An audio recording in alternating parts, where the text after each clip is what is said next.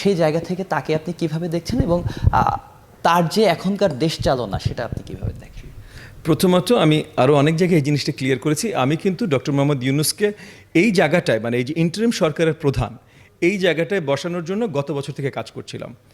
গত বছর মানে 2023-এর মাঝামাঝি থেকে কাজ করছিলাম, কারণ আমার একটা দৃঢ় বিশ্বাস ছিল যে 2023-এর অক্টোবর নভেম্বরে বা নভেম্বর ডিসেম্বরেই আমরা এই হাসিনা সরকারের পতন ঘটাতে সক্ষম হব। আমরা পারিনি, জুলাই পর্যন্ত গেছে 24-এর, বাট আমার বিশ্বাস ছিল যে ওই সময় পারবো, 2024-এর নির্বাচনের আগে আমরা পারবো, এবং যদি পারি তখন আমাদের একটা ইন্টারিম সরকার লাগবে, এবং সেই ইন্টারিম সরকারের প্রধান সবচেয়ে ভালো ব্যক্তি হতে পারেন ডক্টর মোহাম্মদ ইউনূস।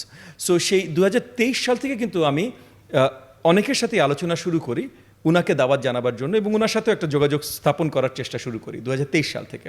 সো সেই হিসেবে নিশ্চয়ই আমি বলবো যে উনি খুবই ভালো চয়েস হয়েছেন আমাদের অন্তর্বর্তীকালীন সরকারের প্রধান হিসাবে। আর সরকার পরিচালনা এখন কিভাবে হচ্ছেন, আমি মানে এগেন ওনাদের অনেক অনেক মুশকিল, ওনাদের দায়িত্ব। তবে কিছু জিনিস আছে যে ওনারা হয়তো আরও ভালো করতে পারতেন, যতখানি সময় অতিবাহিত হয়েছে আরও ভালো করতে পারতেন। এই জায়গাটায় আমি আশা রাখবো যে ওনারা রাজনৈতিক দলদেরকে দাওয়াত জানাবেন আরও বেশি করে, এবং তাদের সহযোগিতা নিয়ে যদি কাজ করেন তাহলে হয়তো আরও তাড়াতাড়ি আরও ভালো কাজ করতে সক্ষম হবে অন্তর্বর্তীকালীন সরকার। ডিজিকে প্রথম